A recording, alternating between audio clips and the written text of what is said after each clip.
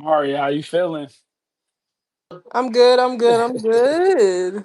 I'm a little nervous. Listen, Every I'm time nervous too. yeah, I'm a little Nah, I nervous. just A little nervous. before we get started, I just wanted to say, man, I appreciate you. You know what I mean? Because Sorry. Go you didn't have ahead. to do this, and no, I was just saying I appreciate you because you didn't have to do this, and I definitely wanted to find somebody that was like minded and smart and could talk the game. So I just appreciate you for coming on this panel. I was nervous doing it, and the first thing I thought of was like, who could I find that's knowledgeable. Delete my Wi-Fi acting crazy. No, no, no, you good. I was just like, I'm glad I could find somebody like you who was knowledgeable and somebody like you I knew was gonna help me be calm because like you actually know the game, you know what's being talked about. And no, I just wanted to say I appreciate you for accepting because there was some people that I hit up and they didn't want to do it. Not in a bad way, just they was kind of nervous. And so I just want to say I appreciate you for, jumping off the ledge and helping me with this or us with this. No problem. No problem. Like I said, this is out of my comfort zone. I don't typically Yeah. do Twitter Spaces. When I do them, I'm usually just a guest on the panel, not a host, neither a co-host. But I do have my own podcast that I do host, where I Yeah, basically make just sure you talk to you post guys. that too, Shamaria, so people can, make sure you post that and link it up so Yeah. everybody can get to your podcast. Because a lot of y'all don't know Shamaria does good stuff out here, man. And I just met her off Twitter, but you do, great work. So I definitely want you to tag that so people can hear it. Yeah, I try, I try, Yeah. I try. Yeah. I was telling it's funny because how I came across your page was seeing you go viral for the Aces comment. So it was funny to how we came across each other. Yeah, Yeah, so that was yeah, something. you've been viral a couple times. You went viral for the Kyrie Dame comments too. I did, yeah. I see. All in all, Yeah. I do not like going viral whatsoever at all. Hate it. Look, I knew you was viral when I seen Kendrick Perkins talking about you. Yeah, that's funny. But now, Um, this WNBA, Shamar, where's your head been at with this WNBA talk, man? We can we go can go. whichever way you feel like is more important. The Nafisha Collier, the Golden State, the Valkyries new team, or Kathy, whichever way you want to go. Let's do it. I think the biggest news outside of the whole Kathy situation, I think that the WNBA finals are going on right now. We're witnessing history be made with a lot of the players on the court. The Las Vegas Aces taking on the Phoenix Mercury. A lot on the line for both of these teams, respectfully. I mean, Las Vegas Aces could win. I want to say it would be their third ring in the span of 4 years, and the Phoenix Mercury, obviously, Alyssa Thomas looking to win like her first ring, which will obviously do a lot for her legacy and everything like that. I want to say would also be their first time winning the finals. Please correct me if I'm wrong. Since 2014, but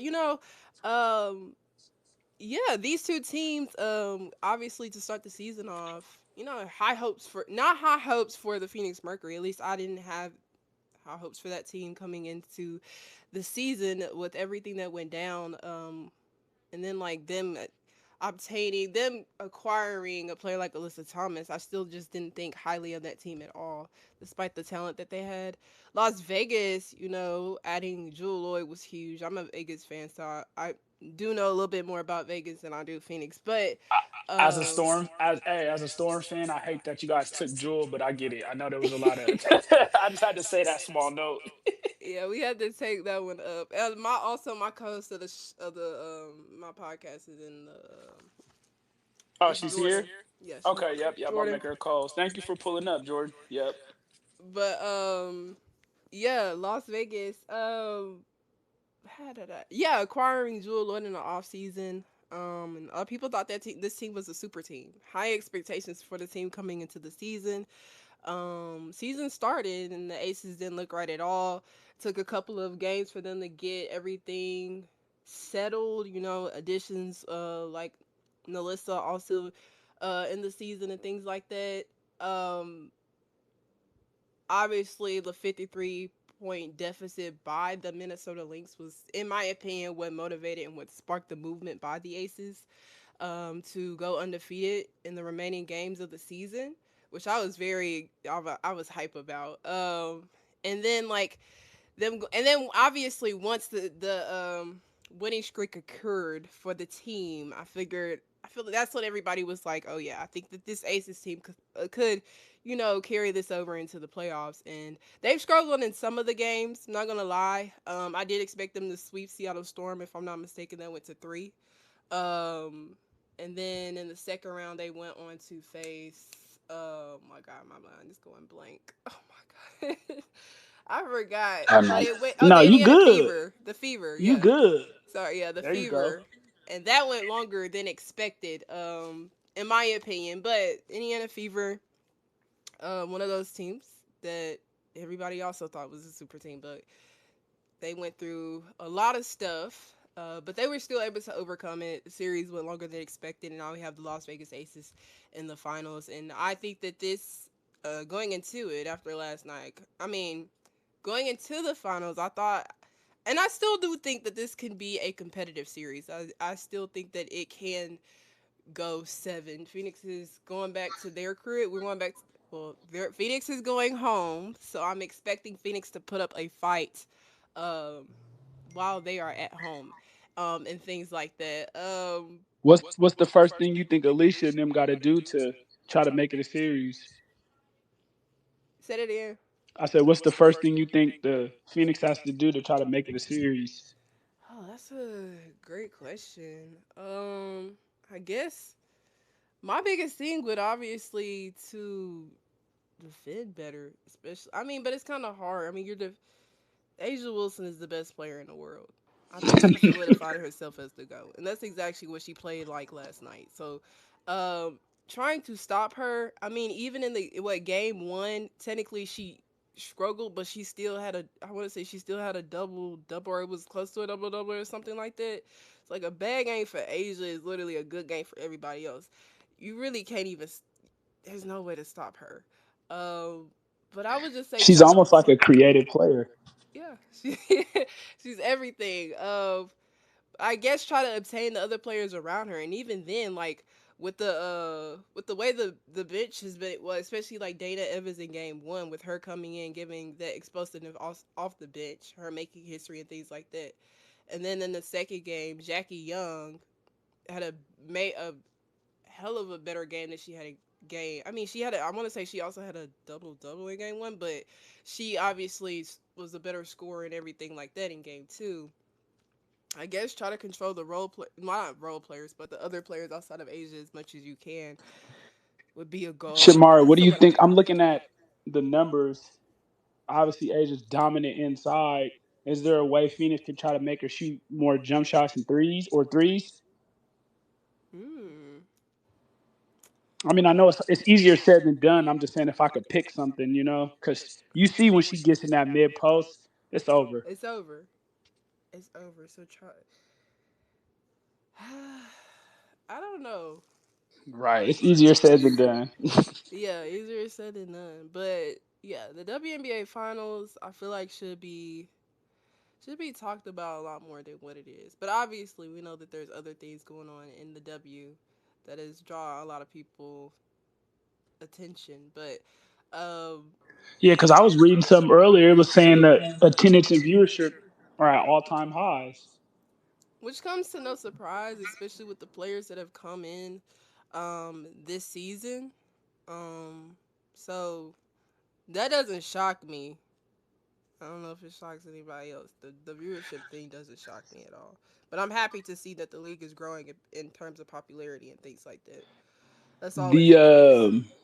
the for the viewership, this is just a question I've been wanting to know. Is it a lot of people say it's Paige, Angel, and Caitlyn's responsibility. Some people say it's just Caitlyn's as far as viewership. What's your take on that? Yeah, no one player is responsible for the increase in viewership. I disagree with that. I mean, Paige had a following coming out of high school, even definitely coming out of college. Um, who else did you name? Angel Reese also had a following coming out of high school, coming out of college, most definitely. So I wouldn't single it, single in the increase in watchers and viewers to just one player. I can't do that.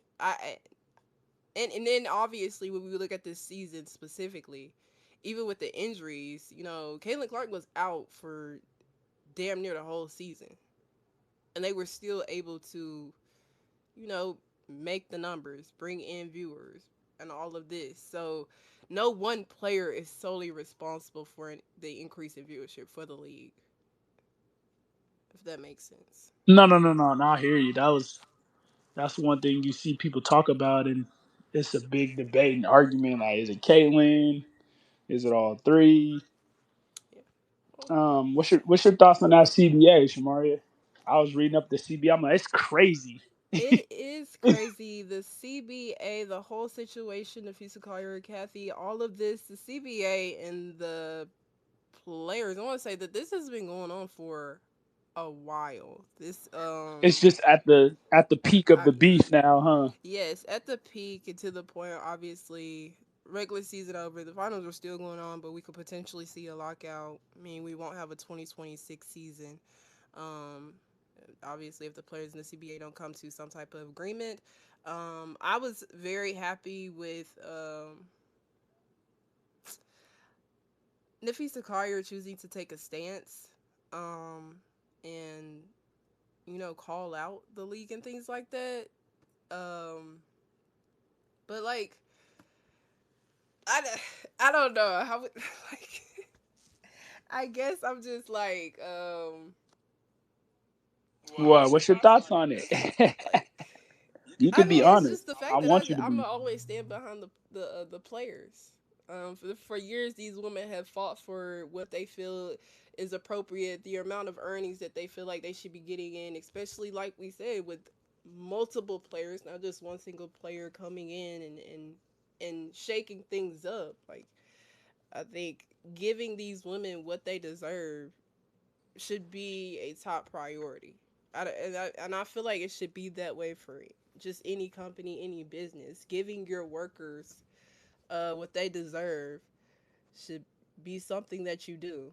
And I don't, I fail to understand why uh, the the urgency, like why, how do I word this? I don't understand why the CBA just doesn't want to come to an agreement with the players. I don't understand. Um, but Yeah, no, I was reading it, and I'm just like, would that league that they started? What is it? What is it called? unrivaled. Yeah, the Unrivaled. Mm-hmm. Would they have had to start stuff like that if the players felt like they was getting compensated, or was that just like another thing, so they didn't have to travel overseas to make some That's more the money? kind of that's what I grasped from Unrivaled, just a league that Nafisa Collier and Brianna Stewart uh co-founded to you know didn't make sure like the women didn't have to travel overseas to play, earn money. That's what I got. I don't know if it had any much to do with the money things, CBA things with the WNBA. That's how I got it. So the women would have to travel overseas to play.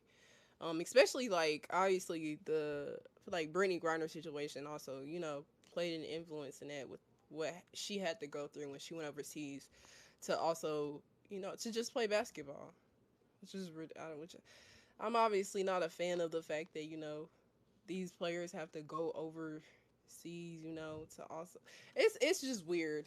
Um, well, it's not weird because some of the ladies do want to play from where they're from, but like I just Yeah, because let me read this. It says current CBA expires October 31st, mm-hmm. 2025.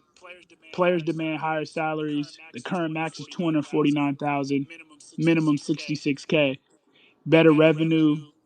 The league earned hundreds of millions from expansion/media deals and rights and prioritization. Rights to limit overseas play. The union opted out last year for leverage. So yeah, man, It's, those numbers is kind of crazy. I ain't gonna lie to you. Yeah, it is, those numbers are nasty. but like just all in all, not gonna lie, I'm not one to really get into like the numbers No, all no, in for all. surely. Yeah, I'm Me not neither. one I of just like to see what but they I say. just do think that the women do deserve more, especially with just the recent odds that they've been able to draw in. I would assume that it's like I don't know how to say what I want to say, but I just think the increase in viewership, popularity, they're meaning that they're bringing in a whole lot more than they were 5 years ago. So I feel like that this should definitely be something obviously that should be changed in favor of Is the is players. is there a gap between, or is there a narrative of what Caitlyn Clark is making and everybody else? The It key, seems like that's a narrative, I'm not and sure. that's one I may just be throwing out there. But I would have to. I don't think Caitlin hmm Clark is getting. what about before we get to Kathy? What about the Nafisha talking about the officiating physicality? See, I've heard both Were sides they on letting the this. refs? Were they letting the refs get away with a lot,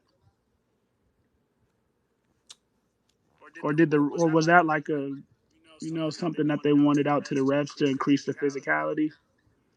Because they said this is the season with the most injuries, is from what I'm Yeah, it seeing. is. They've stacked up a lot of injuries this season. I think that that also has more. Not to say officiating doesn't play a factor into that, allowing players to play rougher than usual, I guess. But I think when we think about the decisions like Kathy has made in regards, in my opinion, like one of the changes we saw from last season to this season, if I'm not mistaken, was like an increase in games, which is understandable, okay. But I think instead of seeing an increase in games, I think we should have seen an increase in roster spots or other things of Good this point. sort before we saw an increase in games. So I do think with the league not really trying to say this not really um you say like the league is still play within a certain span, and so like now Yeah, you're adding on games. No, you didn't elongate the rosters or anything, so I think like that also played a part in like the increase in injuries, not more so just officiating. But I would say both of those uh both of those factors play a part. The officiating, I've heard both sides of this. Like, I talked to one of my mutuals. He's basically said like, and oh, then Jordan can chime in whenever she wants too. I yeah, don't want to. yeah. I'm just letting Uh, you know. I don't want her to think she's good. oh yeah. If you don't know how to do it, you gotta mute unmute Jordan to speak. Oh, there I'm she go. yeah, I'm unmuted. I didn't know when I was supposed to come in, so I Oh ain't no, say you're Oh, you good. nothing. You could can just. speak whenever. I didn't want you to. I didn't want you to think I had to give you. You can speak whenever. Okay, so where are we at? Because I low key got distracted. Yeah, we was talking about officiating Nafisa Collier, and her thoughts on that throughout the season. I mean, I feel like officiating has been an issue. I remember at the beginning of the season, going off in the piece of call you for a second, a lot of folks were like, Asia has the best whistle or whatever, gets the biggest whistle, which clearly was false because we saw several times that the refs were not calling fouls on her, even though she was clearly getting hammered. And yet, certain other players would get a foul call for way less. So I feel like officiating is an issue as well. And then going back to Nafisa Collier in game 3, listen, it was a clean steal by AT, but I do think a foul should have been called as well because she did make contact with her. Oh yeah, that was But yeah. huge. I know we just going a little back. Jordan, how do you feel about the finals? I should just your quick thoughts on it. I mean, I love it. I mean, to think about these two teams where no one picked them to make it as far as they did, I love it. And as far as the finals, I still think it'll be competitive, although I feel like Phoenix is probably kicking themselves in their foot because they missed an opportunity to steal game 1 because obviously they led the most majority of the game, but faltered at the last second. And then obviously we saw what happened in game 2. So I feel like with the season heading to Phoenix now, this is their chance to get home court on their side. I feel like they need to win game 3. I always say game 3 is the most important game of the series because that may determine who wins it. However, I feel like if the Aces were to get one of those road games, the series might be essentially over. But I still think it's a competitive series. I don't think it's quite over just yet. And Asia Wilson, she is my leading pick to win Finals MVP as of right now. Mm. But do not sleep on Jackie Young. She has been hooping, even when Asia, isn't like doing the craziest stuff. Jackie Young be holding it down. So Asia's my Finals MVP pick, but don't sleep on Jackie Young. But I like the finals so far. I think it's a good series. I don't like how, and Shamari told me this Hold as on, well. Shamaria, mute your mic real quick. Just try to kill that little bit of echo. But go ahead, Jordan.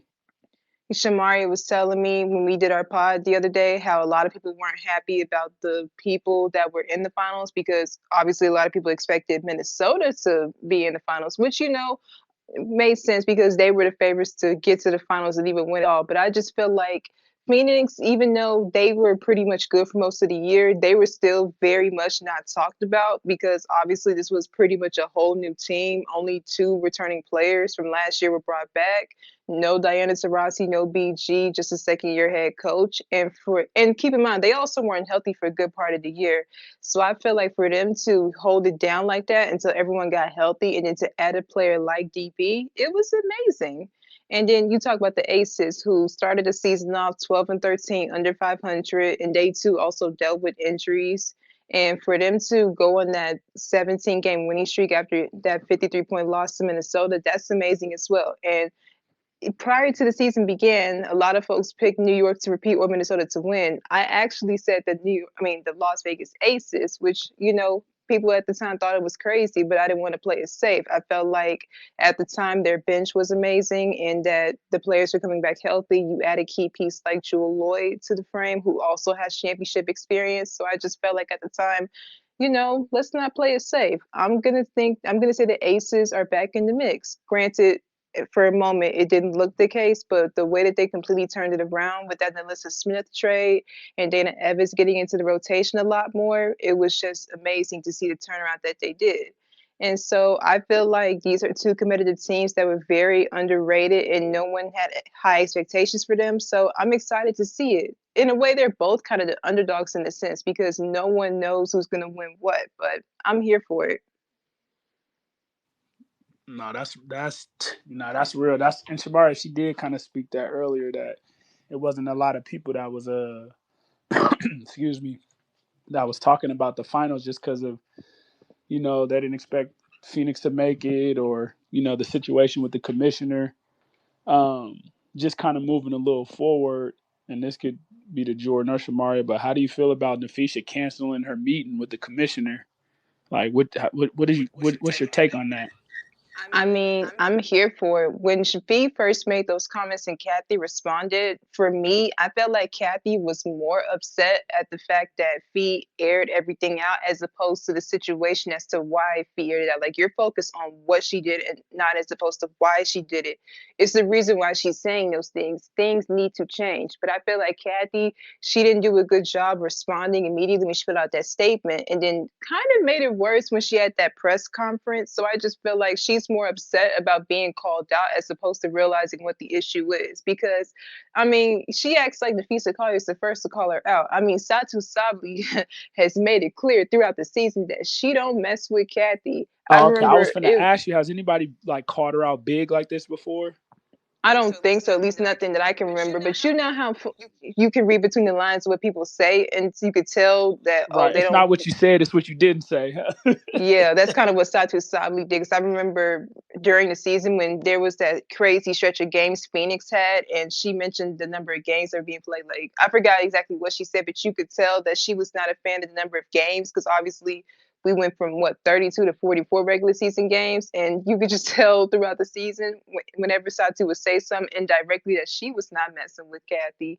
And it just felt like I'm surprised she was the one that said it directly, but I guess hey, Fee had to say it in the nicest way, like, hey, this ain't gonna work. Because Satu, I think it would have been really, really brutally honest. But I feel like Fee did the right thing canceling the meeting because Kathy, the way she responded, she just, I don't think she was listening to what Fee was trying to say. She's just upset that she got called out. Because I felt like throughout the season, this whole thing was a money grab. Like, players' healths were not prioritized, so many injuries. And then I'm hearing that Kathy didn't even check on Sydney Colson, who went down with an ACL tear just prior to the playoffs, or Nafisa Collier when she got hurt. So it's just like, as your commissioner, I understand you have a job to do, but you also need to be prioritizing these players from multiple aspects, whether it's that's their health from a physical or mental standpoint, and that's just what's not what she was doing. It just felt And like Jordan, it not was. to cut you off, but that's one thing I will say. Even though as fans we hate Adam Silver in the NBA, he rock the players rock with him. You know what I mean? Like he's a players commissioner, in my opinion. So I definitely agree with you on that. There's got to be some likability there. Yeah, and I like that you pointed that out because I know, like you said, a lot of fans and stuff have complained about certain things Adam Silver does, or like he does too much, but he messes with the players. He messes with them so much. And I think another thing, and correct me if I'm wrong because I don't pay attention a lot, but you notice how like I don't know who all watches NBA like me, but like sometimes when I'm watching NBA games, and this ain't necessarily the playoffs, it could be just like another game or like a special milestone game. I'm always seeing Adam Silver there. Like he's there for his players. He's there for the stars. He wants to be there for the milestone. I don't really be seeing Kathy at these events and stuff. No, that's real. You're right. He's there big games, marquee games. Like he definitely he shows face. You're right. Kathy does a Yeah, lot like of I don't never just see Kathy at sacrifice. nowhere. Like I don't think I've seen her at a playoff game yet, or even the finals. So well, she probably won't be at the finals now that she's been called out. But like I ain't never just seen her at none of these games or the huge milestone games. Like there have been players to set tons of milestones. I mean, last year Asia Wilson became the Aces all-time leading scorer. Where was Kathy at? That's a huge milestone. Maybe that's because I'm a milestone person, but I don't just be seeing Kathy at these events, which just lets me know that she's just all about the money and stuff. Whereas, No, like you that's said, Adam real. Silver, he loves his players. It's a business to run, but he cares a lot about his players and he listens to what they have to say, which is another reason why you don't really hear the NBA players complain too much about Adam Silver or at all because he's all about the players and about what their wants and needs. No, that's real. Shamari, how you feel? How you feel on that? Nafisa canceling the meeting.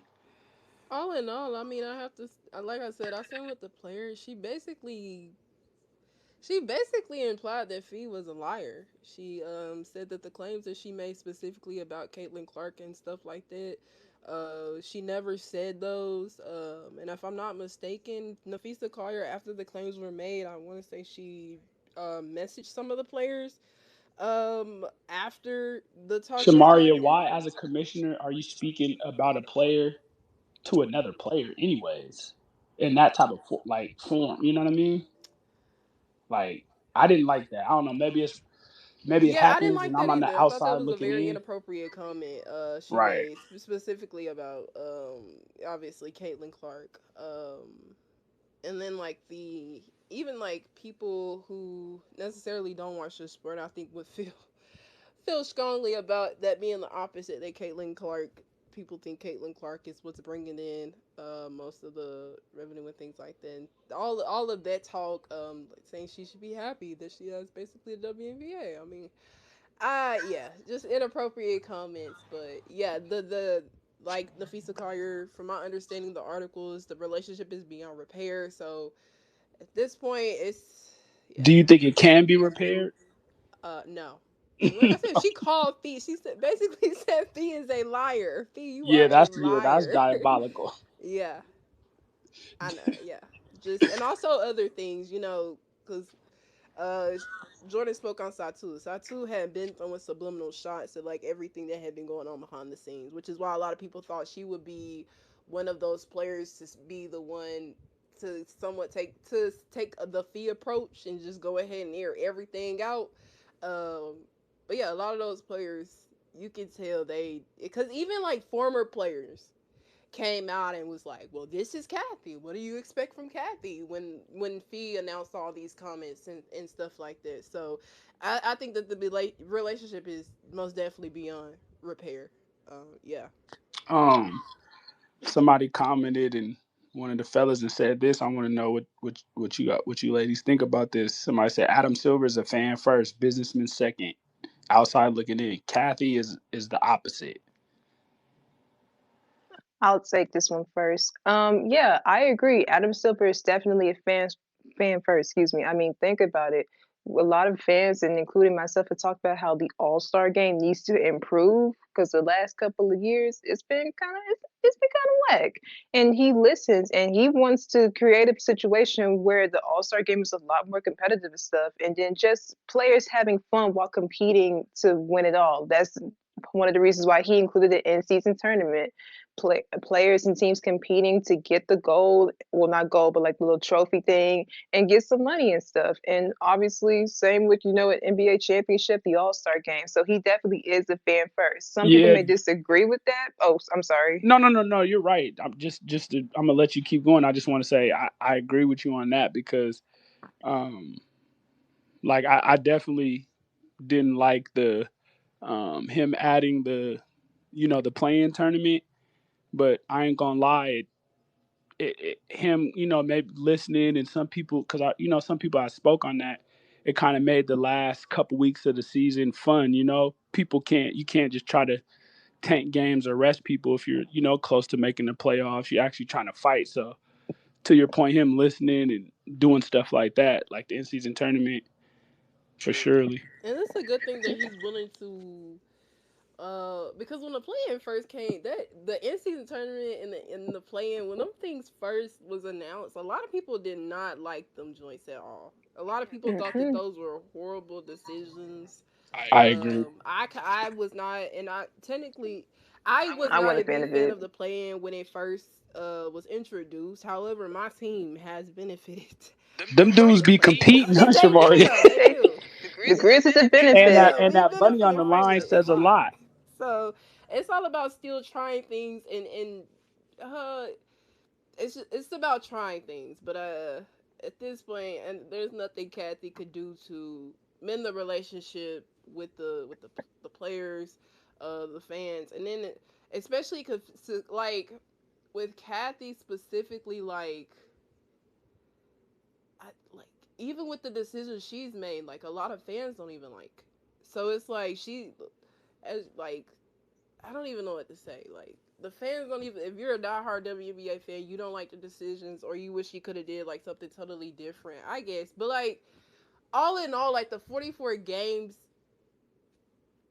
them increasing the amount of games, we knew this was gonna come, but I didn't expect it to come this soon. Though that's just my opinion. What about the expansion team? Do people salute her for that I mean, let me start because I've or had a teams? lot to say about that Go ahead, because Jordan. You got the flow. we've because I'm a Memphian, we've advocated for a Tennessee WNBA team. So like it's like I'm here for the expansion, but I also feel like how can you bring in three new teams? Well, I guess more than that since we about to have two next year, hopefully. But you're not expanding the rosters, which was another reason why I hated that they expanded to 44 games because it's just like you're expanding all these games but you're not adding more roster spots because you got all these talented drafted players from college not even getting to see the final roster because it's only 12 players. And then it's like even when a player gets hurt or whatever, it's like you can sign players for like 7 day or 10 day contracts stuff, but then once that player comes back healthy then they're just automatically out of a job. Like I don't love that. I feel like the roster spot should be 16 max, or like do what the NFL does when a player is hurt and they're going to be out for a certain number of weeks or whatever. Put them on the IR. Like, where do we have that at? I feel like my issue with Kathy is that she's making all these changes for the wrong reasons. Like last year when Indiana made it to the playoffs for the first time post Tamika Catchings era, obviously the two games took place in Connecticut because that's who they played. Now, if the third game would have taken place, it would have been in Indiana. And then apparently the folks had already bought tickets because they just knew it was going to be a game three, which clearly wasn't the case. And then you got I don't know if she was the owner or GM, but she was begging for Stephanie White to have the game played in Indiana because folks already bought tickets. And I'm thinking to myself, well, I mean, why would you have them buying tickets knowing that they needed to win the second game to stay alive? And then all of a sudden we see that one of the changes in the postseason is that the first game is going to take place on one home court, then the second game is going to take place on the other. I didn't like that. Like they should be fighting to play a game on their home floor. If they're not the higher seed, then they're not the higher seed. It is what it is. Play for a third game. I just thought that was unfair.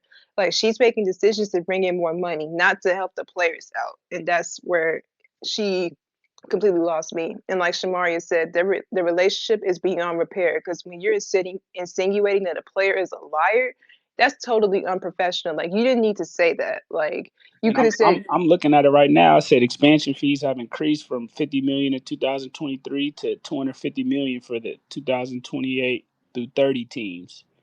Whoo. it makes no sense. And my thing is how you give. I feel like she low key was given the wrong state's expansion teams. Like Tennessee can't get one. Atlanta's Yeah, the because I'm only looking right team now. The in that teams Mid this year South. was Golden State, Toronto, and Portland. Yeah. Golden State, cool. And then Portland, I mean, they're bringing it back. So it's just like, and then Toronto, hey, I'm all for international. Well, yeah, international WNBA team, but respectfully, Cleveland. I mean, I didn't get that one. I love the bringing Detroit back. Philly, I guess, but to not bring another team in the South is ridiculous. And I know there were talks about it was based on NBA ownerships that had priority over who gets the expansion teams, but still, That's what I was finna ask. It seems like it's based on like if there was an NBA team in that city. yeah, which is Yeah, crazy because it's just like you're going off of NBA ownerships, but it's not like some of these teams have great NBA ownerships. Have you seen Philadelphia? That whole team is one injury player away from just tanking for the first pick in the draft. Like, what are we doing? Cleveland, like I said, I just think bringing Cleveland team back is crazy. Not that I have a problem with it because that used to be a team a couple years ago, but that wouldn't have been my yeah. first That's what some. I didn't choice. even know that some wrong commented said that the Cleveland Rockers they used to be a team. Yeah, they didn't have much success, so we wouldn't have known. But Wait, it's so how long was they gone before they brought him back? so they I think they ended in like 2003 because I think that Oh, was one okay. of the It's been very a minute. first WNBA teams to Okay. come into fruition. So they weren't there long. I think Cheryl Reeve was an assistant coach for them during his final season. But yeah, no one knew about Cleveland because I mean Cleveland didn't have that much success. Now we know about the Detroit Shock because they won 3 chips and everything before they relocated. But yeah, Cleveland wouldn't have been my first choice. You could have at least brought the Houston Comets back for all I care, but no.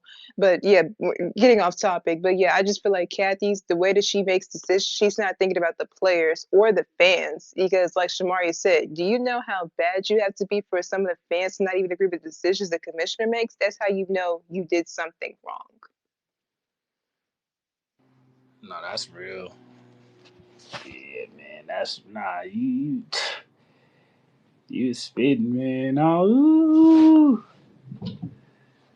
Yeah, man. Shamaria, how you feel, Shamaria? I know you got some thought. Mm. That's why I love Jordan because me and Jordan literally share the same brain. That's why she's like us. Everything that she said, I 100% agree with. I think that it was kind of, I really am frustrated the fact that instead of like, if I'm not mistaken, there's only one team in the South, which is Atlanta, which is why I literally have somewhat of an allegiance to Atlanta because it's the closest team to my city. But like Nashville not getting one with the history of Nashville and debatably the best player to ever, play the game, play in the WNBA, went to UT, and things like that. Nashville the state of Tennessee is very, I would say, is one of the, is very big amongst like women's basketball. Um, there's a lot of products that come out of here. So like for Nashville Summit to kind of flop, that really stung and that actually really uh hurt me. But all in all, I do think that Nashville will eventually get a team. Just be some years down the road. Um, but that's yeah, That's all I got about that. Yeah, now I'm deep diving trying to see But because it was saying earlier you raised the, I think Finals MVP will be, that's gonna be, I think that'll be the that could be debatable. you think I they're know gonna go Jackie. you think they're gonna go against Asia? No, No, I and I don't. think more so if the Aces win, I think Jackie has a case. Jackie, And granted, yeah. she did have like she only had like what 10 points game one. I want to say she still had a double double though. Like that's still crazy in itself. And then as we know, she popped off in game two. But if Jackie keep playing, um, if Jackie play like she played last night, I think that she 21 could points definitely in the give third quarter alone. that was, yeah, she could definitely give Asia a run for her money with that Finals MVP. For sure. That's why I said, like, I think Asia will win, but don't sleep on Jackie. Yeah. Top five, top definitely top five guard in the league. Also, I want to point this out. If Asia were to win Finals MVP, excuse me, she would be the first player in WNBA history to win MVP, DPOY, and Finals MVP all in the same season. Something that ain't never been done before. Never. She almost did it in 2023, but we know who MVP went to. Yeah, a girl got. And then I can't even say it because I still feel like AT should have got that one, but Asia had an argument too. But yeah, Okay, I'm reading because I was just me, I'm deep diving trying to see how could they not bring back Kathy, and one of the things it says they refused to negotiate with her. Um, if the players cancel meetings and negotiations stall, the owners will be forced to decide if the value of keeping Kathy outweighs the risk of a lockout and ongoing public relations turmoil. Like the team Secondly, owners. yep, the team owners are saying the team owners could decide that the value of keeping her it doesn't out it outweighs the risk of a lockout and ongoing public relations turmoil. And then secondly, it says increased public pressure and controlling the narrative. Star players like Nafisha Collier and Caitlyn Clark have already used their platforms to criticize the league's leadership by making it a prominent talking point during the CBA talks. They can rally fan support and create a negative public image on Kathy. This strategy applies significant pressure on the WNBA owners who would not want to who would not want a negative public sentiment to impact the league's growth and new media rights deal. I Yeah. would have thought In it rare and honestly. extreme cases, the players union could make a leadership change a condition for a new CBA. The WNBA is currently in a strong position with its record-breaking growth and media deal, giving the players more leverage than ever. They could argue that the relationship issues acknowledged by NBA Commissioner Adam Silver are irreparable with Kathy and still in charge. The threat of a player-led league. Some players, including Nafisha Collier, have a stake in Unrivaled, a competing player-led league. I think all in all, the ownership should be Yeah, on the same page They should, but if they some want of the these teams players have happy. questionable ownership. I I'm think just one. most of the ownerships will be in favor of the Kathy players, just but gotta go. I, Even I if got I was Kathy though, questions. I would just go ahead and I would resign. just resign. but you see the comments she said. She said she ain't. What is it? I ain't never been a quitter. I know, and that's why I feel like it's going to take all of the players uniting, and like you said, the team owners and everything for for her to resign. Because I don't see her, just going out like that. Because, like I said, she hates being called out, so it would make her look bad if she were to just bow down. So she's certainly not going to do that. So she's definitely going to try everything to supposedly make this right. And I'm putting this in air quotes, even though y'all can't see me, because I feel like the damage has already been done and there's just no coming back from that. But hey, if she wants to do whatever she can to do something to salvage whatever she can, go ahead. But the damage has already been done. And I know I keep saying this, and I'm a talking record, but it's just no coming back from that. When you talk to a player about another player and about whatever's going on, That's unprofessional as a commissioner. And then you're insinuating that a player is a liar to listening to their concerns. Like, who does that? You're not. That's just so unprofessional. You're supposed to listen to your players and your people, not call them out and make it seem like, oh, she's a liar. I never said anything like that, and I'm hurt that she would even think that I would be considered those things. We went from her knucking with you, dancing to knuck if you buck with the stud bus to this. Are you kidding me? Yeah, no, no, I'm reading this last part. It says for the owners to replace Kathy, the owners must consider the long term impact of a poor relationship with the players or the public face of the league. A continuous negotiation would hurt the WNBA's brand and jeopardize future success. It could be easier for the owners to find a new commissioner to reset the relationship with the players than it would be to negotiate against a public narrative that frames the league's leadership as out of reach. Man, I think the players might have to put pressure on them owners, man. Yeah, they're gonna have to at this point because the players have already been kind of saying it, whether that's directly or indirectly, that they're not going to stand for this. So these owners are going to have to stand behind their players, which is why I said some of these ownerships are questionable just because of the other stuff they've done. But we gonna see. We're gonna see. I think most of the ownerships will do what they can to stand in front of the players. I mean, stand behind them. But I definitely got questions. Yeah, I agree. I don't know if y'all heard me. I said the same thing. I think it would be in the best interest if the owners just be on one page. Go ahead and get Kathy out of there. Make the players happy. Just move on. Continue making money. Don't drag this out any more than it needs to be. Exactly. Yeah, no, that's real, man. If if you could say somebody that you would think could be an owner, who would you say? I was just on Twitter and a lot of people. I was just seeing the name that popped up. One name that popped up was Lisa Leslie. But who would you guys appoint that role if you could? I ain't Let's gonna lie, I see. never thought about that. But I I'm I ain't gonna thought about listen. that too much, to be honest. Mhm. Lisa Lisa Leslie is was definitely a listening strong candidate for sure, though. for sure. I mean, I really can't think of nobody else that comes to mind at the moment. I guess it would just have to be someone who's played in the league and knows what these players are going through or what they've been through.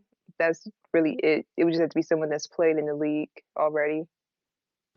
I was hearing people say that's gonna be LeBron announcement tomorrow, Uh, whatever. It's gonna be. man, Bron announcing his deal with Prime, with Yes, that's Amazon. what I'm saying. That's what he's in. It's an He's Amazon so Prime deal extra. tomorrow. He's He so very he's extra. so extra. You know, Prime Day starts tomorrow. You know, Bron. He's Siggy.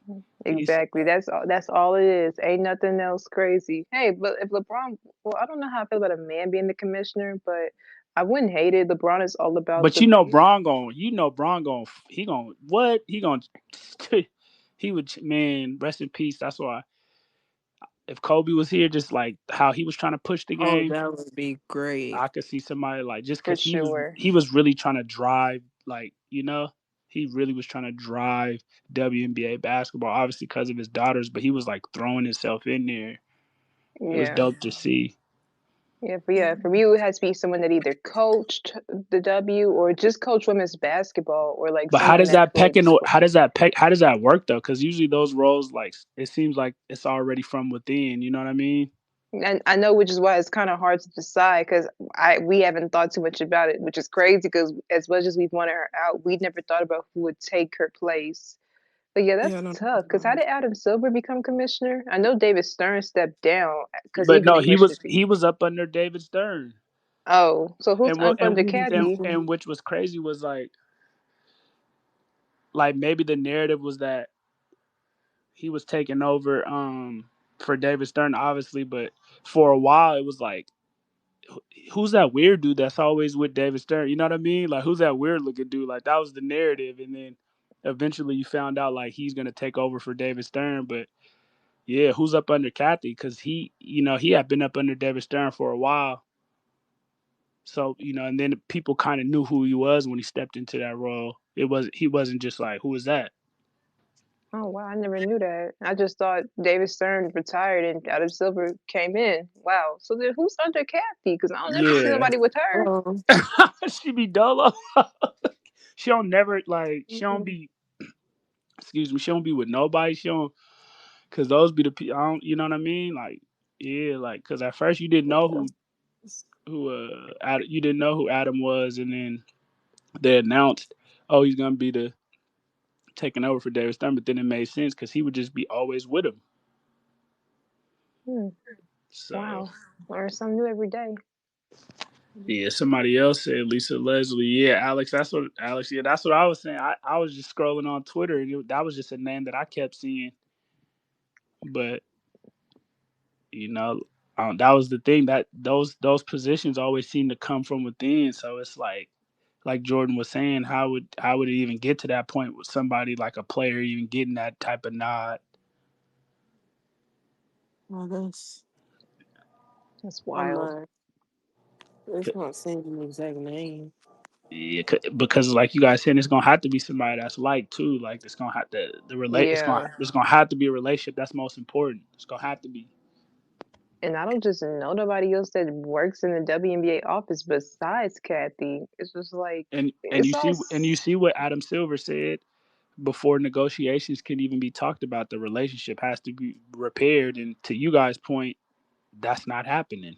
it's not. And I feel like once we us knowing that the relationship is not happening, they should be moving forward with the process of looking for a new commissioner. Just that's a lot. It is, and I don't. We're gonna have a lockout next Especially season.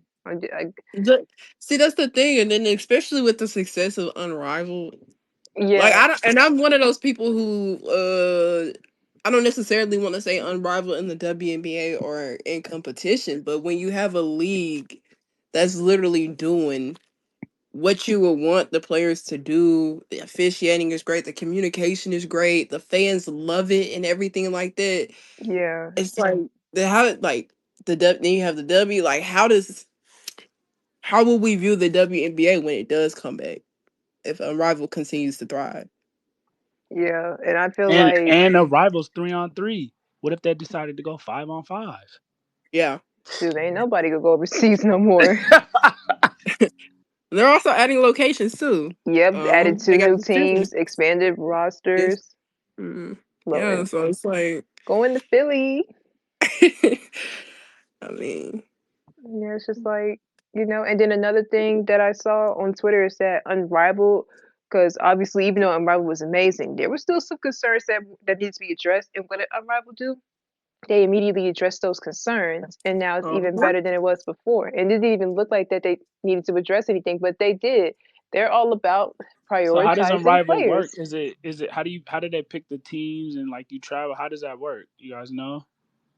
I'm Like not It's so stationed in Miami. Yeah, so from what I got, and it could change now that we have more teams, but Yeah. I know once the players were announced last year, then the coaches, I think the coaches were named next, and then they drafted the players that they wanted on their respective teams.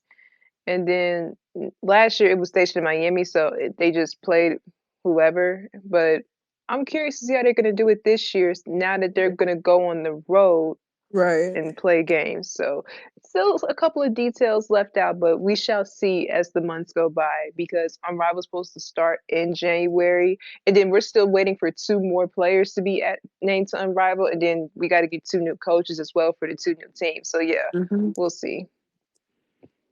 dang, one thing I like it says is that the Unrivaled provides them with ownership stake and record breaking compensation opportunities. I like that.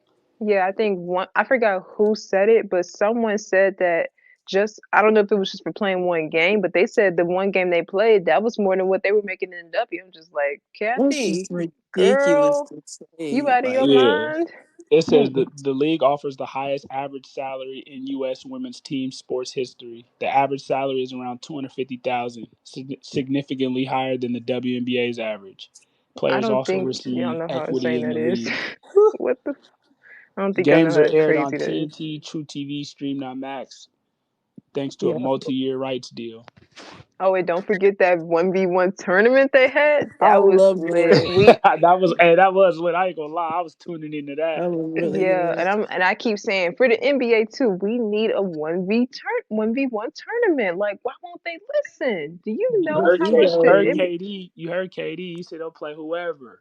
And I'm like, hey, Katie, I got you all the way. Just let me know when we go have it. Like, that is one thing I wish Adam Silver would do. Please add a 1v1 tournament. Get rid of the damn dunk contest or the skills challenge because the skills challenge is kind of meh, and give us a 1v1 tournament. That's all I ask. That's all I ask. I would love that. And shoot, the But the WNBA ego, should have been men adding have to that too. play. But but yeah. What they're at the WNBA? What you said they're adding? What? Now I said the WNBA low key should add a 1v1 tournament too because they Yeah. only got two events on Saturday night. What's that? Wait, yeah, because the Skills and 3 point. yeah, that's it. And I'm like, we need a third event. What's wrong with a 1v1 tournament? But yeah, no one wants to listen to me. Yeah, we How can't do you dunk. Yeah, we can't dunk how it. do you guys feel about the Indiana Fever making it as far as they did without Caitlin Clark? Is that like a narrative or is that Ooh. like a I'm gonna let Jordan, Shamaria you want take to this take? one first. I was gonna say, Jordan, you want to take this? I mean, I can because Hey, I I'll ain't gonna lie. Shout out my brother Ralph in here. He was the one who told me to ask that. I'm like, man, that's a good question. So I just shout him out. He told me to ask I mean, if you want, I can take that first because I'll say a lot. that. I'll say a Because I lot. want to know the narratives around that. I definitely That makes do. sense. One thing Hmm. about me is I am. I know a lot of people don't like it, but I am a narrative pusher. I very much Come am. on. Well, we on hoop narrative, so let's get it. Yes. So the Indiana Fever going as far as they did without Caitlin Clark. I think this obviously to me and with the production of Kelsey Mitchell, just basically lets me know that Caitlin Clark is not the best player on the team. Neither is to me she the key of this team. I think if you have a player like Kelsey Mitchell able to finish top five in MVP voting, on top of that, they were able to defeat the Atlanta Dream, which nobody expected them to because Atlanta Dream really folded in the last couple of minutes of their game. So they make it past the first round. They go to the second round. They face the obviously the Aces, and the way that Kelsey Mitchell could not be stopped, uh, was just like that was just crazy to watch. Kelsey, nobody on the Aces could stop Kelsey Mitchell. She was cooking up until obviously we know she went down with that injury. But yeah, just going into next season, that just lets me know that Kelsey Mitchell, hands down, is the best player on their team. But I know people would probably fight that with the fact that I want to say Caitlin Clark was top five in MVP voting the season prior, her rookie year. I want to say she was. But I think that is clear. Kelsey, the way she plays, and especially with the many flaws that Caitlin Clark has in her game in comparison to Kelsey Mitchell, I think it's clear that Kelsey is the best player on the Indiana Fever. And the fact that they were able to work as smoothly as they were together with players that were on 7 days, 10 days, and this is crazy. Think about the fact that some of those ladies probably won't be on a WNBA roster next year, but the fact that they were able to glue as well as they did, like it was just yeah. I don't think Caitlin Clark. My biggest narrative I'm pushing next season with the Indiana Fever is that Caitlin Clark is not the best player on that team. I don't care what anybody says. And it says they went from 11th with Caitlin Clark in defensive rating. They moved to 8th. Come on. Yeah. It says, Jordan, go ahead, because I probably missed some stuff. Shit on Jordan. I just want to say real quick, I never thought she was the best player on this team. Valuable, one of the valuable pieces for sure. But best player, it was Kelsey. And I feel like because up until last year, Indiana was one of the worst teams. That's why we never knew about Kelsey Mitchell because she's the longest tenured Indiana Fever player. Been there since 2018. Could have left, but she stuck with them. And look at that. Got their first playoff win since 2015. Amazing. But yeah, like Shamaria said, seeing Indiana make it as far as they did basically proved that not Kelsey, Caitlin Clark is not the best player on this team because obviously, with all and forgetting just Caitlin Clark for a second, they dealt with a ton of injuries, especially at the guard position. And for them to still make it as far as they did and damn near push the Aces to 5 games is amazing. And it just goes to show you that not only did the other players step up, but when you have talented players around Kelsey Mitchell, who was an MVP candidate this season and could potentially be on WNBA first team whenever were they supposed to announce that today? Not important, but I just feel like the world knows that Kelsey Mitchell is the most valuable player on this team, and without her, man, they weren't going to do nothing. And then, like Your Shamaria narrative pointed, was alive and well, huh, Jordan? it With was, Clark not playing. it was, and I like Caitlin Clark's game to an extent, but I think one of you guys mentioned that the defense got better, which is very true because when Caitlin Clark is on the floor, she made it clear several times she's all about scoring, scoring, scoring. She's not playing no defense. She might get a couple steals here and there, but she's not a defensive player and stuff. So she's out. Is she out there like Luca? Um, She just a I walking. wouldn't say Luke. She just a I wouldn't walking say cone. Luca just because. She's not that Well, bad. hold on, because Cause no, Luke, See, I no. don't know though. That's a Hold good on. question. cause look, Actually, Luca's a cone to the point where they gotta have him like guarding big. Like he can't even like. Is she bad like that? Like like he can't even guard. well, no, Um, because I don't think Caitlin Clark is lazy. I just don't think because Okay. Luca lazy. He's just No, lazy. no, for He surely, don't for want to sure. guard nobody. I guess So she's not lazy. Okay, she'll still try. She just gets cooked because of her ability. yeah, which is a reason why she gets into foul troubles a lot of the times. I think early in her career, last year, she was in foul trouble quite a bit. And it's just, I guess in a way she is kind of the same like Luca because she's always jacking up threes and stuff and turning the ball over like crazy, which was another issue as well. But as far as defense, Luca's way worse because he don't even try half the time. And at least Kayla's not getting blown by most of the time anyway. Luca, you just let him. It's just free for all. Blow by him, blow by him, blow by him, and he ain't gonna stop nobody because he don't care.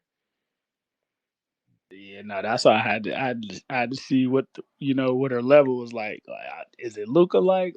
Like, so yeah, no, that makes sense. That makes sense. Yeah, man. Paige is better than Caitlyn. All right, that was it. I don't think I've I'm. been saying Oh that no, one. I'm with you on Yeah. that. I'm trust me. It's a lot of people don't know Paige dealt with real injuries at UConn. Like I tweeted this too. If it wasn't they for don't them remember who she injuries, was in high she school, was man. it wasn't Caitlin Clark wouldn't have been known as the best college player in the nation. Caitlin was doing her thing, but before Caitlin, it was freaking They Paige. forget about Paige before them They injuries, do. man. Yeah, I'm and like, Paige is a whew, two-way demon. Yeah, she's she's a hell serious. of a defender, She was and so she good. I couldn't stand her. Oh my god, she was so good. I couldn't stand her. I used to hate UConn. Yeah, she's Paige. She's real serious, man. she Like, one of them ones. yeah, like she is one of them ones. Like, she's real deal. Like, she's a dog, man. That was she's a dog. Yeah, she's amazing. Don't let her And she get the played right for pieces Gino, so around. you already know she's serious. She played for Gino, so you know how them UConn Exactly, players. exactly. They're serious. They do not play around. They don't play around. They're all serious. Like, this is not a game. It's And not she a a game. and she won a chip, something that Caitlyn never did. Tuh. Come Ooh. on. I'm just saying, out of those And she five, would have had a cup. She would have had a cup. She might have had a couple. Like, man, that's what people don't know, bro. Paige is a. exactly, low key. I'm just saying, like y'all don't know about Paige. Hey, one for them injuries, she would have been the best player, and like you said, could have had another one. Yeah. Ooh, She don't whenever she get a team that's actually built around her. Oh yeah, that's gonna be one of the best teams in the league. yeah, do your job, Dallas. Do your job. Man, they got their key. They just got to move accordingly. Yep. Yeah, man. Paige is looking at her number, but she's cold. And she's so humble too. As much success as Very. she's had, she's very humble. I've talked to her a couple times when I've done the Dallas post game, and all she's all about is just making her teammates better, making sure they're good, and getting them involved before she does her own thing. And at times I'd be like, "Girl, you need to be a little bit more selfish." Like that game against the Sparks, where she had the first 40-point game of the season, and she didn't take the game winning shot. I'm just like, Paige, That is your shot to take. You cannot let nobody else take that shot on the team. That's where we like she be a little too much selfish at times, but I get it though. That's just her nature as a point guard. Who do you guys got winning most improved? Didn't they already announce that? Did they announce it already? Who won the most It improved was award? who was it? Was it Nas Hillman? Oh no, that was sixth player of the year. Who won most? Oh, Veronica Burton. Okay, okay. Yeah, but who the fuck is? How how you guys feel about Juju? You see, she pretty much said she's not playing this year. She just getting ready for the draft. She Which is said what I expected. the draft. I I think. mean, she's not. I'm not saying she's. I'm. Let me not say she's not, but she like they pretty much said she's gonna just focus on rehabbing. Oh well, we kind of expected that once they confirmed Yeah, the ACL tear, we knew she wasn't coming and back. it was so late too, right? It was late in the It year. was in the March Madness. Yeah, When it Yep. What was canceled. that? The who did they go against? Was that UC? No, that wasn't UCLA. I think it was like the. I don't know what round that was. Was it They before or still. after you see? Was this the Sweet 16 or the Elite Eight? It I was one of can't. them joints. Yeah, I man. I don't remember because I'm trying to figure out who did they go against when she had that injury. Was it Was it Ole Mississippi? Miss? No, it wasn't Ole Miss. I think it was Mississippi State. It was a Mississippi team. I think it was Mississippi State. Okay, yeah. Juju, she one of them ones, man. She And is she's most a definitely. hooper. She is a hooper. She is most definitely that. And one thing I have to think about her is like she's tall too. Yeah, I didn't know she was that She's tall. tall, And like I'm tall, like but it's just like like she She Juju tall. still was gonna go top like five, huh? what? Juju is what 6'3"? 6'2" or 6'3". When I found that, I was like, wow, That's what I I'm wouldn't saying. have like guessed that, especially at the And position my she Wilson is somebody plays. like said she six was playing. four. Somebody That's why I'm said like, somebody comment said she was playing Mississippi State. it was Okay, Mississippi One, State. it I thought was yeah, you one of you Mississippi said guys State. said it. Yeah, one of you guys said it. It was Mississippi State. yeah. Shout out Kev. Yeah, That's they why was I'm kind of being like, dirty and stuff. Anyways, but she moved like a guard. Ye- She Yeah, she moved like yeah.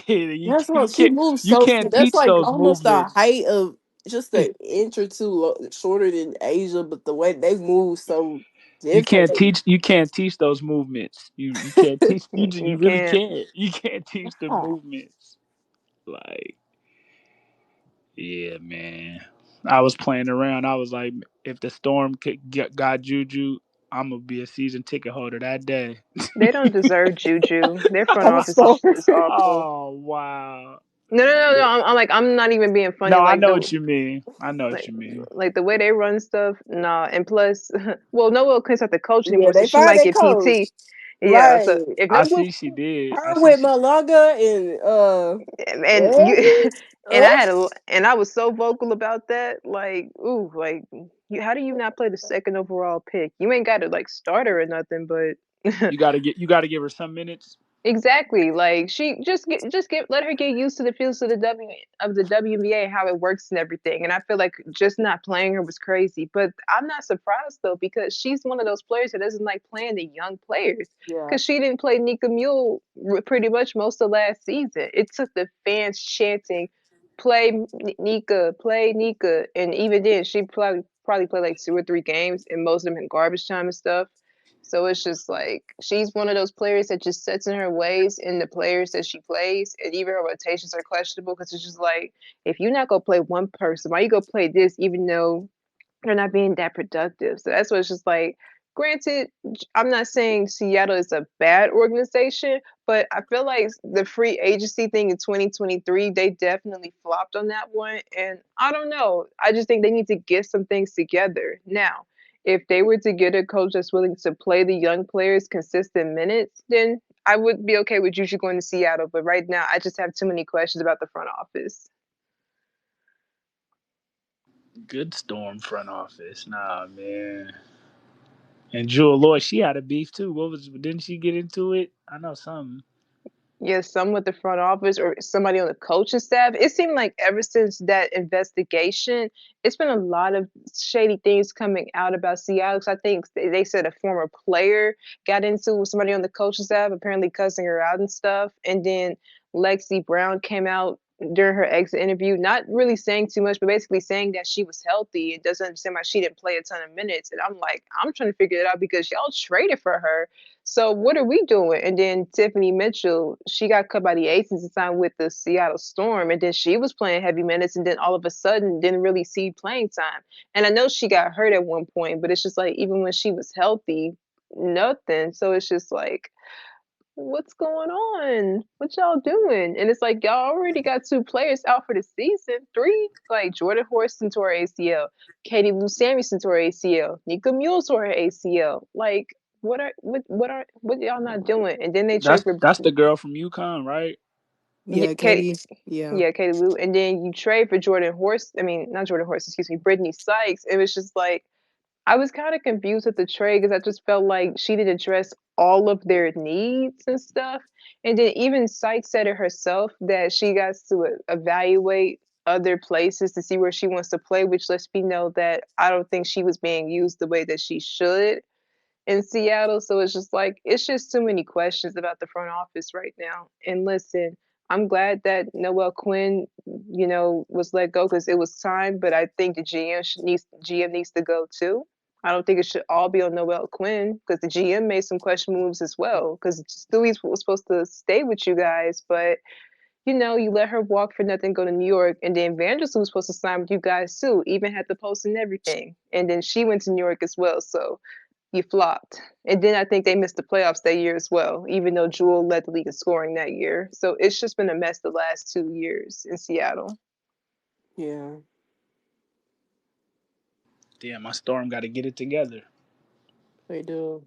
They do. And I'm curious on what's going to happen with like NECA and Skylar because one of the reasons they came to Seattle to play was That's the because of problem. Noel Quinn. And with her no longer being on the team, what does that say for them? Are they going to stick it out or are they going to look for, a new place to play for, assuming that we have a season next year? Mm. Yeah, that's interesting. Rome, if you heard that, definitely let me know because I know he's definitely big Storm because that's definitely. And who are they talking about? Being the next coach for the Storm too. That's my next question. I wonder who I she got. really, yes, that's a good one too. I keep thinking to myself, maybe Sandy Brondello could be there because I mean, the Seattle Storm, at least for the moment, have a competitive roster. I mean, Sandy has her flaws and stuff, but she does have like what 2 or 3 championships. So, No. hey, why not give it a try? But I just want you to know, as much as I get on Seattle and their questionable decisions, there's way worse. And I think we all know who that is. Nush. Are you talking about Chicago? Oh man, where do we even start?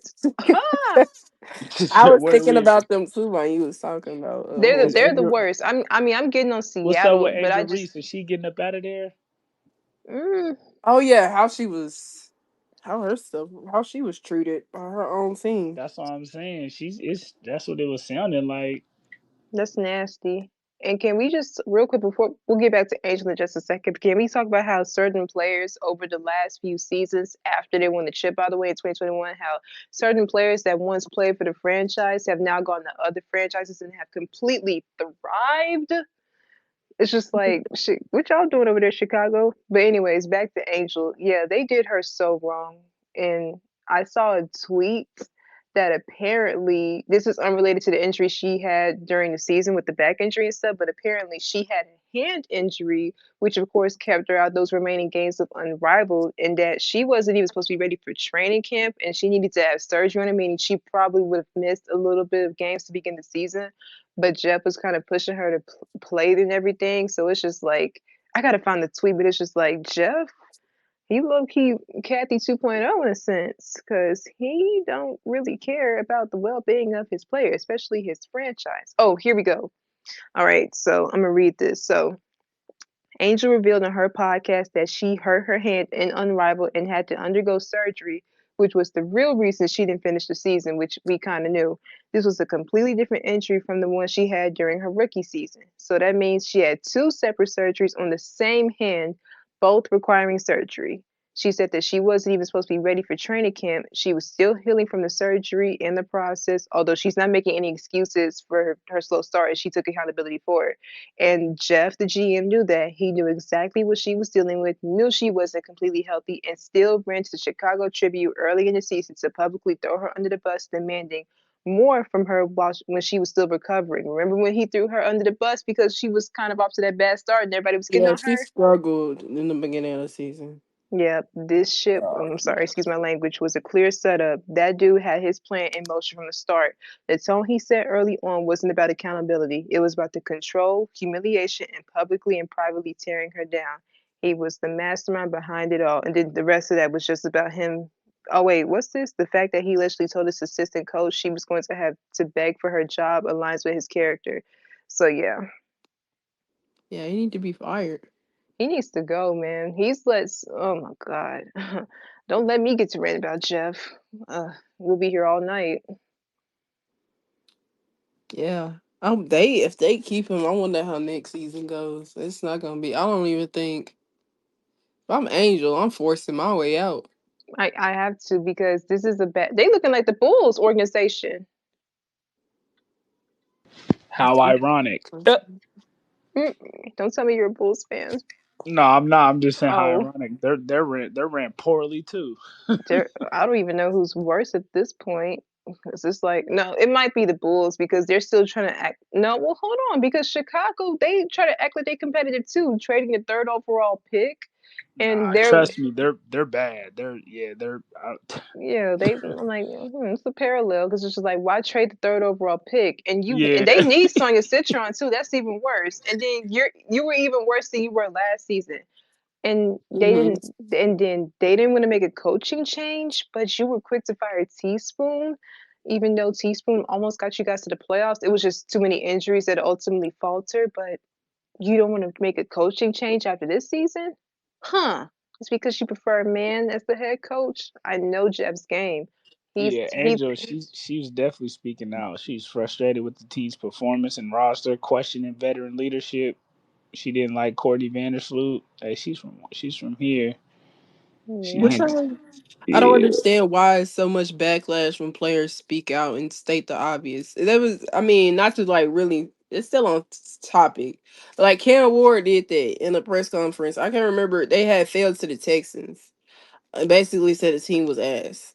Yeah, he's supposed Uh, yeah, they got shut out or something like that. Yeah, it was a bad loss. Then they came back and won. I mean, granted, it was a crazy win, but they came back and won the next game. But the thing is, I don't understand why we criticize for players that play for teams where it's obvious that there's struggles within the teams, and all they're doing in press is. And then first, I do want to say, obviously, we know by now that the reporter obviously exaggerated a lot of the things that Angel Reese did say. Yeah. She didn't specifically say names or anything like that. I do think that the article was written to paint Angel in a certain way. I don't think it was obviously made to paint to basically to really just dive deeper into the struggles within the Chicago Sky. I think it was really to paint Angel a certain way.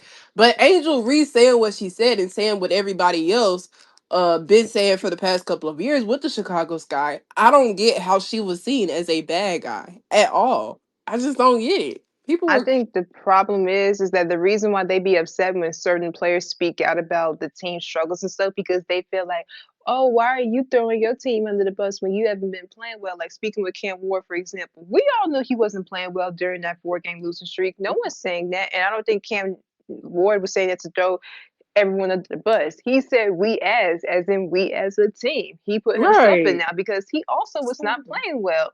I just feel like they always go paint Angel as the villain because anything she does, she could literally just be breathing and people have something negative to say. But let that have been someone like Caitlyn calling out her teammates indirectly for not being what they're supposed to be or calling out the coach. I'd be like, man, I'm so glad Caitlyn did that because this is not right. This things need to be better. All right. I know it'd be a touchy subject, but do you think the Angel Kaylin thing is more about race? Yes.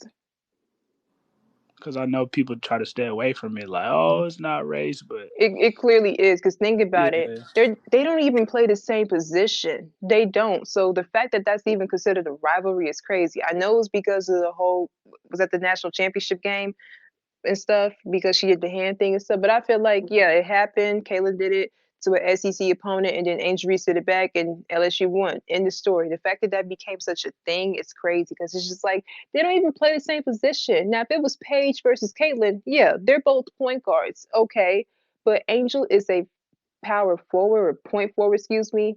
Caitlyn's a point guard. They're not even. Oh my god! Like if you put them, I can't even find the words to speak, but they don't even play the same position. I can't stand it when two players are compared and they're not even playing the same position. Like I even saw at one point during the season that someone said Caitlin Clark had a better MVP case than Asia. I almost threw my phone because I'm like, what Mhm. kind of nonsense is that? And it's just like we don't need to be comparing two different position players. Like Fee and Asia, you could compare those two. Paige and Caitlin, Angel and Tina Charles during her rookie season. You can compare that. But no, not a point guard and a point forward. Like, what are we doing? It's clearly about race. People just don't want to admit that because they don't want to look like the bad guy. You know it's about race. Just be honest about it. Don't lie and make it worse. Right. Yeah, it's just nah, that's real. that was just that whole Angel.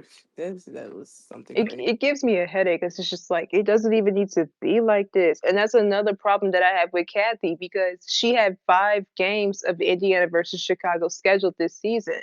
And I'm like, first of all, we don't need 5 games It's of like you're this. adding on to the narrative, huh? Exactly. Another thing that she didn't need to do, because I don't even think some of the fans were okay with that. And then to make matters worse, I think they only played one game together head to head because they were both hurt at different points of the season. So it's just like, you did all that, and we saw them play each other one time.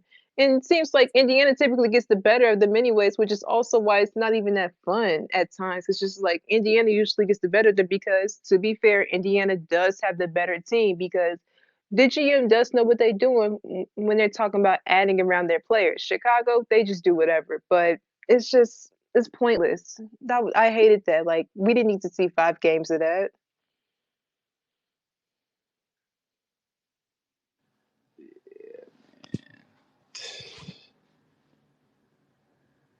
I didn't even know they had suspended Angel Reese for her comments. I didn't even know that.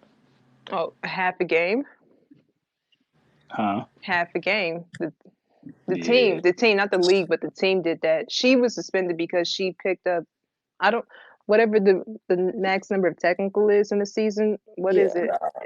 7, 8, and 3 of them she didn't even deserve, but that's why she got suspended. The That team game and then that next game she got a half a game, but then ended up not even playing the full game. So it's just like, yeah because what? of injury, quote unquote.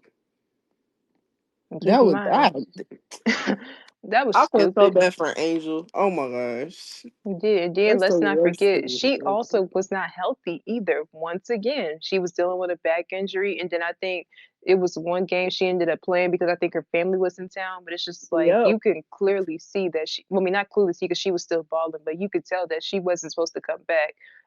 They got too much stuff going on in Chicago. She needs to get up out of there. Yeah. Where would she fit? Where would Well, you like to see her? it's You don't not know. Dallas, even though I don't love that. I don't love seeing her in that jersey. It just looks weird. Or you know what? Let's fuck it. Let's just let her start a new era in Portland or something. Or Good Toronto. Angel in Portland. Angel in Portland, the Portland Barbie. That doesn't sound right, but hey, she deserves to have her own team. The Toronto Barbie. I don't know. I don't know. But hey, she deserves to have her own team. She is built to be a franchise player. So I feel like she should go to a team that she can get the franchise, she can get the keys to the franchise or something. You think she? Oh. I mean, Um. I was just saying stuff. I didn't really No, I know. like the Portland. No, I like the Portland. I get what you're saying, 100%. But do you think? I don't know. I don't know. I don't know. I it, have it, to it's see. it's tough to say because I feel like there are teams around the league that are established. So let's say, like, obviously, if a contending team that wouldn't work. well, I mean, no, because contender teams can always improve. I feel like she definitely would have been very good in Minnesota. Crazy that they didn't draft her because I felt like Minnesota, while they were the best team in the league, rebounding was an issue for them for sure. There were several times throughout the season where they got out rebounded, and that's how they lost some of the fewer games that they did. And I feel like Angel, who's one of the best rebounders in the league, amongst other things, she would have helped tremendously with that. So, hey, I wouldn't have mind seeing her in Minnesota had they drafted her when they were supposed to. Um, Connecticut, they got too many forwards already, so I'm gonna leave that one alone. Like I said, Dallas, even though I don't know if I would like seeing her in that jersey, Dallas definitely needs some front court players. They were severely depleted in that position, so I think Dallas would probably be a good option. Um, Atlanta, hey, I'm just saying. Ever in the South? Somebody said Bay Area. What about Bay Area Barbie? In Golden State? I don't mind that. I don't mind that. Hey, I think she kind of fits that culture as well because they too love to attack the offensive glass and She everything. definitely fits that. She definitely fits that Ivy culture. Yeah, and she can help with the offense too. So I wouldn't mind that either. Um, I think that's it. I'm trying to go through all the teams. Washington, no. Oh well, that is the hometown though in a sense, so that wouldn't be bad either.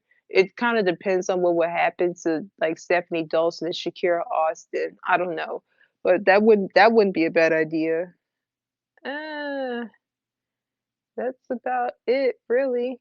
Because there's so many talented front court players. It's just like, if she's not someone that should be like coming off the bench or just be like next to someone, or at least like, next to someone that's a third option. Like she's the first. What about Phoenix? I'm Somebody not gonna calling me lie. said Phoenix. While I do think she would be good for there, I have questions about their organization too. So maybe I'm 50-50 on that. I'm 50-50. What's the questions on Phoenix? I would love to hear. What's the question on Phoenix? First of all, I don't like the coach. Like, respect him for getting there, but Shamaria knows I've had issues with that coach because I don't like how Mm. he's the highest paid player. I mean, highest paid coach in the W, and he ain't never coached women's basketball before up until last season. And secondly, I don't like how they did Skylar Diggins during her tenure there either. And I just feel like Yeah. they might do Angel the same way. And Phoenix as a whole, not even just that organization, but just the Phoenix sports is in some shambles right now. Whew. Like, if you hear the Yeah, stories, yeah, that is true. like I only got time for Angel to be up in that mess with Phoenix and stuff. So it's just like, if as far as like team wise, I think she would be a good fit. But it's like outside of that, I don't need her in that mess. Like she needs to be no, just it's a no for me. Yeah, good Scottsdale Barbie. Oh You no, touched on it though. I something about the which is why I was like kind of skeptical. Like even with Angel's play style, and she's quote unquote get a team that's surrounded by her. How successful do we think that team would be? Because me personally, I don't think Angel's play style is meant to be like. I don't think she's meant to be the best player on the team. and you're right, and you're absolutely right about that. I think it just really depends on like I don't. It's just tough to say. I guess it depends on like you said, the team around her and what the coaches want her to do. Uh-uh. It's just tough. It really is. It But is either tough for way, her. she needs to go to a much better situation. I don't think it Yeah, can get any worse than what Chicago is doing right now. So I think any team is better. It just depends on how they use her and the players that they surround around her. agree. Agree. What do you think is the best type of player to fit around Angel? A point guard, first of all. And then I know Asia, I mean, I said Asia. I know Angel can play the point because she played point guard when she was younger. But Chicago's main issue over the last two seasons has been the point guard position. Yep. Diamond DeShields was the point guard, but she was dealing with a bunch of injuries, so they put Dana Evans in that. Then she eventually, got benched, and they put Kennedy Carter on that. Even though I don't really think she's a true point guard, I think she's more of a shooting guard.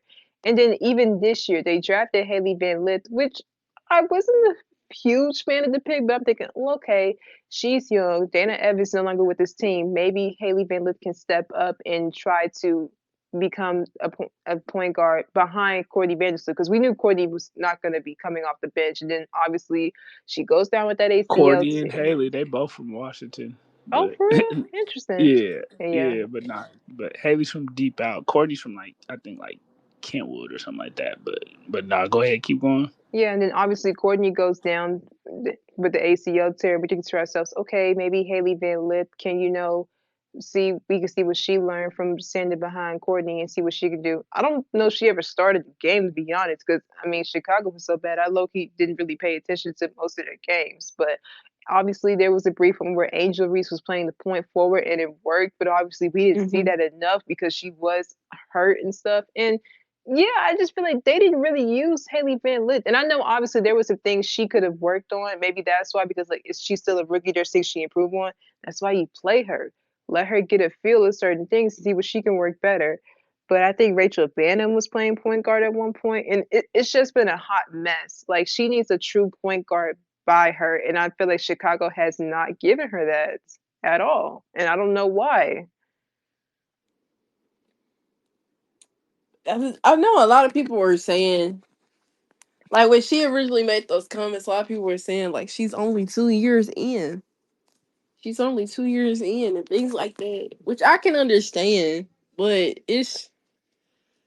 I don't know. I think injuries obviously would play a factor into the Yeah. actual success with the team because I think obviously if you had a healthy Sloop, I think as the games picked up, she would have gotten better with you know, finding Angel, Camila, and everybody else's spots. But like I don't it's hard because like I understand both sides.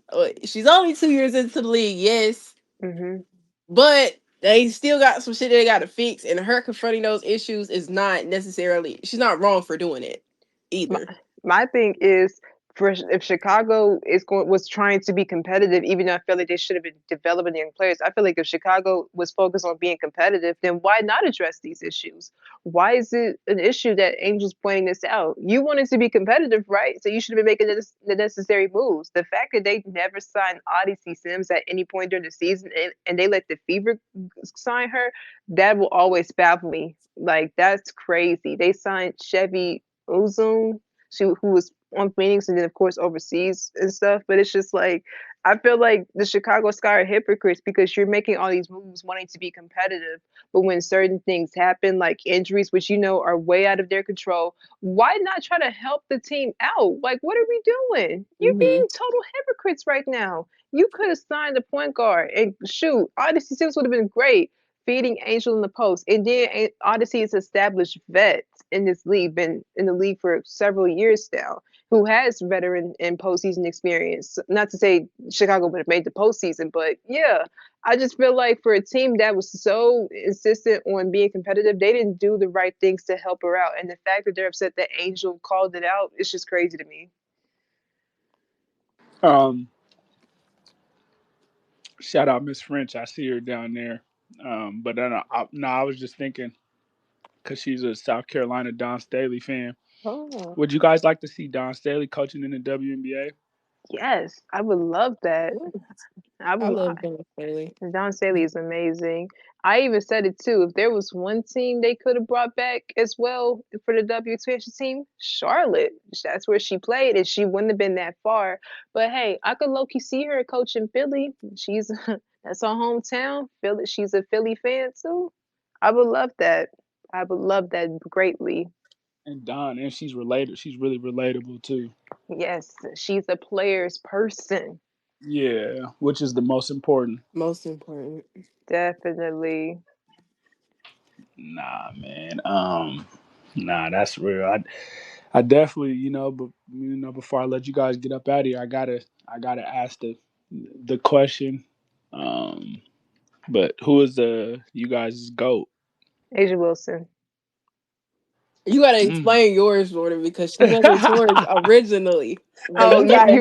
you right. Okay, so she, if hey, she really feels like it's Asia because you see how fast she responded. That's real, right? I'll admit though, it wasn't Asia at first. I said she was getting up there, but she had to win one more ring. At first, it was Candace Parker. I was a Candace Parker friend growing Mm. up, fans, Okay. excuse me, and I just loved her game. She was just amazing on both ends of the floor, and I just felt like, and obviously Shamari said age was go, and I was just like, she's definitely close to that conversation. I was just like, she needs to win one more ring because obviously Candace has 3 rings, and Asia, she was approaching getting her 3rd ring and stuff. But I said once she won her 4th MVP, I'm just like, you know what, fuck it, she's the GOAT because I think she has now the most MVPs in league history, if I'm not mistaken. Someone Yeah. correct me if I'm wrong, because I'm not sure. But I'm just like, man, I was bullshitting. Ace is the fucking GOAT. Fuck that ring. Even though I do believe the Ace will win, even if they don't win, she's the fucking GOAT, man. She's doing all this and accomplishing everything before 30. She's one of just a few players in professional sports history to have 4 MVP titles before turning 30. I don't think y'all know how crazy that is. So it's just like, yeah, Asia's the go. I'm not even go argue with anybody no more. I'm not even go give Candace Parker any leeway. It's clearly Asia. And she said everything for me. I established Asia Wilson as my goal last year. She had one of the best. Who was your goal before that? It was Cynthia Cooper, which a lot of people, Ooh, I yeah. like that. Yeah. Cynthia Okay, Cooper okay. came into the game. Cynthia Cooper, I think obviously she's very underrated. A huge player in the beginning stages of the WNBA. She didn't play a long time in the league, but what she did, finishing top 5 in MVP every single year. She only played. She was in the league 7 years, but she only played. I want to say, let's look, 5. She only played 5 seasons, but she was just dominant every season that she was in the league, and I have to still give credit. I'm not a type of person that really values longevity. If a player is able to dominate within a certain their time span, then they just able to dominate. So it was Cynthia Cooper, and she's still up there. She's number 2. I'm really. I really need to go back and do some more research and gather because I want to No, go ahead no, and put no, Cheryl Diana, Stoops up no, there. Tarasi. Nah. And I was No, looking through no, his space, no, but Maya Moore. Maya Moore, she got an argument too. I think Maya has an argument. Maya Uh, definitely got an argument. yeah, I Maya got an think because argument. I'm like, I just value the forward position so much. Maybe that's why I'm Okay, not crazy about I Diana respect Taurasi. that. She's a hell of Yeah, a player for sure, but go, do need to. I can't go there. Maya Moore definitely has a case though. One of the What about Lisa? Oh yeah, Lisa, She be up there. original go for sure. Like Yeah. before Candace Parker, like if I was a little bit older and watched Lisa Leslie, I definitely would have called her my goat if I was a little bit older. But Yeah, yeah, she I definitely agree. got a case for sure. Lisa Leslie, she one of the What ones too. What about my Storm sister, Sue Bird? Oh no, you guys definitely are high on her. It got I don't quiet. think so. No, I'm sorry. She's the go to It's Seattle. no, it's okay. It's okay. I'm Yeah, but I'm just a forward person. I'm just all about the forwards and Hey, bigs. that was hilarious. Y'all both. That was a real reaction right there. Because Asia we What got about it though. to be what about Tamika Catchings? real quick before we I answer that, I don't think I've ever heard anybody ever ask if Sue Birds to go to the W. So that really just threw me off. Too. I'm like, Mm. wow. I had to throw it in. I ain't gonna lie. That was just some Storm bias. That was some Storm bias. She definitely she's Oh man, Tamika's a good one too. I think she's just a good Tamika's one. underrated. I don't She think she got an argument to be the greatest, but no she top 10 for sure. greatest defensive players for sure, but like she's definitely a top 10 player. Played for a very long time. Gave Indiana his first chip. Definitely not a case, but she's a top 10 player for sure. Yeah. so who would be the final two that you guys the only argument you're accepting? Who's the two players? Like if you're arguing to go, there's only these two. Nobody else. I'll let you. Asia, Asia and Cynthia for me. Mm. Asia and Lisa Leslie. I'm kind of like iffy on Candace Parker after what she been acting like these last couple of weeks. So it's like Mm. Oh, she been acting on that podcast with Boston. she been acting Mm. funny. I'm like CP3, and I'm never one to diminish Don't anyone's. don't turn into that goat, huh? Don't turn into the goat that. Yeah. Yeah, I don't like former players that try to diminish certain other players and stuff. I hate that with a passion because it's just like you sound like an old head, and I don't like. I'm Yeah. sorry, my mic cut off. What No, was I saying? you saying you don't like old heads who get I don't bitter. like old heads that talk out of their ass. Like just because you play, you. I mean, and granted, she's played in the league for a long time, but I just felt like you can talk about a player without trying to tear them down, and that's what I have a problem with. So she a little iffy. Granted, I'm not diminishing anything she's done for the league, but it's just like I'm not a fan of diminishing other players to prove your point. I will never rock with that no matter what. She lost me with Cameron Brink being over Angel. Yeah, That was crazy. That's crazy. I was asking people like, is that disrespectful? Like, and they was just like, yeah, bro, she's being That's disrespectful. disrespect. It is, Like, cause I especially just when Cameron I Brink had to barely know. played. Yeah, Yeah. they was like, she didn't even play like the previous year she was hurt. I'm like, Right. oh yeah, that's disrespectful. Yeah. You said somebody that didn't even play the previous year. You definitely hate Angel Reese, bro. But then even when when Angel Reese was trying to hug her, whatever, I don't know what that was when she was trying to hug her after a game. Like Candace, I was watching the video. Candace Parker didn't even look like she really wanted to hug her. Like you see, she was trying to ignore her. I didn't even say that. Wow. Yeah, there Oh. was a video. I don't know what it was, but Candace Parker was like on the court, and Angel Reese is tapping her, trying to get her attention, and it Was just that the jersey retirement one? it might have been like but it looked like they was just done playing. Like Angel Reese had just got done playing, but and she was trying to get Candace's attention, and to me it just looked like it was one of them. Like I know she's there, but I'm trying to act like I don't see her, but I can't. I have to turn around. Well, that's weird, especially since that happened prior to the podcast. I don't get that. Yeah, man. But no, I definitely been watching Candace Parker though. She definitely been. I'm like, yeah, she definitely got. She be on that podcast trying to get the ratings up, making comments. I watched that one video where she explained her ratings and stuff, and that was it. I Yeah, that haven't was watched it since. yeah. Yeah, man. Well, nah, man. Shamari and Jordan, man, I appreciate you guys, man, doing this. This was dope. Seriously, I appreciate you guys coming up here and chopping game, man, and No talking problem. talking real, WNBA, whatever. I definitely appreciate it. We definitely got run this back in the future. Get more ladies. Need more ladies. Yeah, no,